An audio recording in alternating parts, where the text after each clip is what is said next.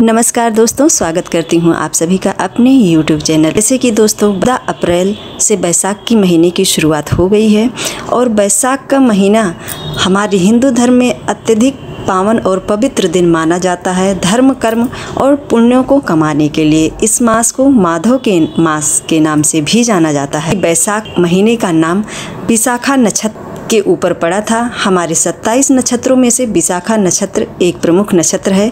इसी नक्षत्र के ऊपर ही बैसाख मास का नाम भी रखा गया था। विशाखा नक्षत्र के स्वामी देवगुरु बृहस्पति होते हैं और इनके जो देवता होते हैं वो इंद्र होते हैं। तो ऐसे में इस महीने में यदि हम स्नान, दान, व्रत, पूजा पाठ, धर्म कर्म ज़्यादा करते हैं तो ऐसी मान्यता है कि ये पुण्य जो है कभी समाप्त नहीं होता। पूर्ण जन्मांतर तक इस पुण्य का प्रभाव मनुष्य के जीवन पर अत्यधिक देखने को मिलता है। ऐसे में दोस्तों आइए जानते हैं कि बैसाख के महीने में हमें किन कार्यों को करना चाहिए और किन कार्यों को बिल्कुल भी नहीं करना चाहिए। इस सभी बातों पर हम आज के वीडियो में चर्चा करेंगे। इस पूरे महीने में सूर्य जो है मेष राशि में ही रहेंगे, इसलिए इस महीने में सूर्य उच्च कोटि के माने जाते हैं। यदि आप सूर्य भगवान की उपासना करते हैं तो आपके जीवन में समस्त कार्य अपने आप सुलभ होने लगते हैं। वह ब्रह्म मुहूर्त में ही उठना चाहिए और नित्य कर्म से निवृत्त होने के उपरांत स्नान के बाद तुरंत सबसे पहले आपको सूर्य भगवान को तांबे के लोटे में रोली या लाल फूल, अक्षत, गुड़ आदि डाल करके आपको अर्घ देना चाहिए। इस महीने में भगवान विष्णु, माता लक्ष्मी और भगवान श्री कृष्ण की उपासना करने का दिन माना जाता है। विशेष रूप से माता लक्ष्मी और भगवान विष्णु की कृपा इस महीने में प्राप्त होती है। भगवान श्री कृष्ण कहते हैं कि महीनों में मैं बैसाख के महीने को अति श्रेष्ठ मानता हूँ, अपने समीप पे पहुँचाने के लिए, धर्म कर्म आदि पूर्ण करने के लिए। जैसे कि इस महीने में नदियों में स्नान करने के उपरांत यदि आप दान करते हैं तो ये अक्षय पुण्यदायी माना जाता है। बैसाख के महीने में बहुत सारे पर्व और त्यौहार भी हैं, जिनमें कि अक्षय तृतीया का त्यौहार मुख्य रूप से जाना जाता है। परशुराम जयंती तृतीया अपने आप में अबूझ मुहूर्त के रूप में जाना जाता है। यदि आप इस दिन कोई भी कार्य करते हैं अक्षय पुण्यदायी माना जाता है। धन से संबंधित चीज़ें खरीदते हैं या आप धर्म कर्म पुण्य या दान करते हैं तो वो अक्षय पुण्यदायी माना जाता है। तृतीया इस बार 30 अप्रैल को पड़ रही है। बैसाख के महीने में रात्रि में कम भोजन करना चाहिए और जल और लिक्विड चीज़ों का सेवन अधिक करना चाहिए। बैसाख के महीने में जल का दान करना अति श्रेष्ठ माना गया है। जल का दान यदि आप किसी को पीने के लिए कर रहे हैं तो राहगीरों के लिए आप प्याऊ की व्यवस्था कर दीजिए। यदि आप पशु पक्षियों के लिए करना चाहते हैं तो किसी देव वृक्ष के नीचे, जैसे कि बरगद का पेड़ है, पीपल का पेड़ है, उसके नीचे छोटे छोटे मटके या पॉट में आपको पानी भर के रखना चाहिए पशु पक्षियों के लिए।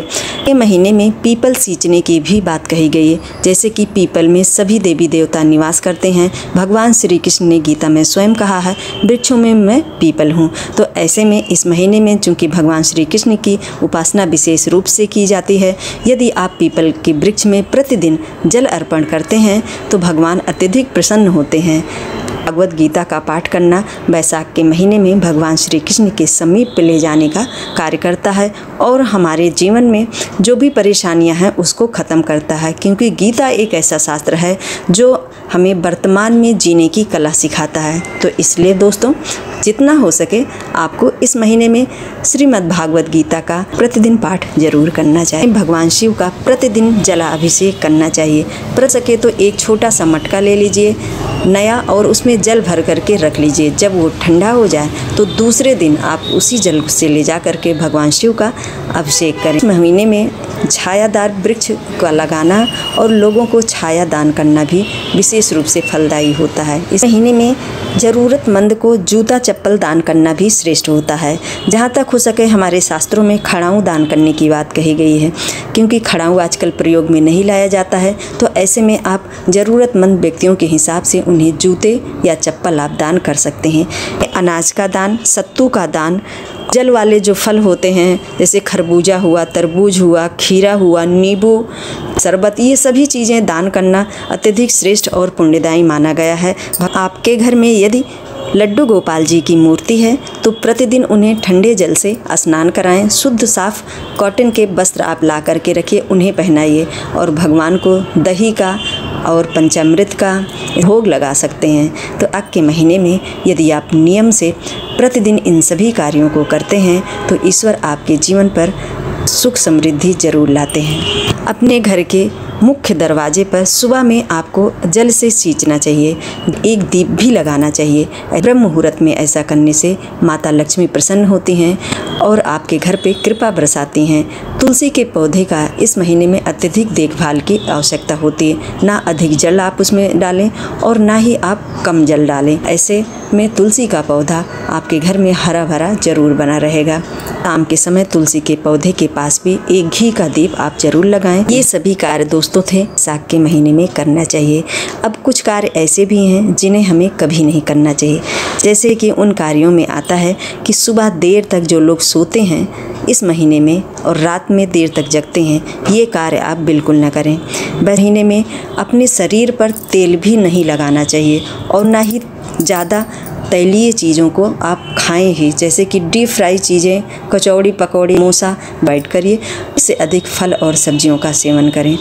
महीने में दिन में सोने से बचना चाहिए और कांसे का जो बर्तन होता है, ऐसा वर्णन है कि उस बर्तन में भोजन नहीं करना चाहिए। गर्म चीज़ें आप इस महीने में बिल्कुल ना खाएं और ना ही किसी को दान करें।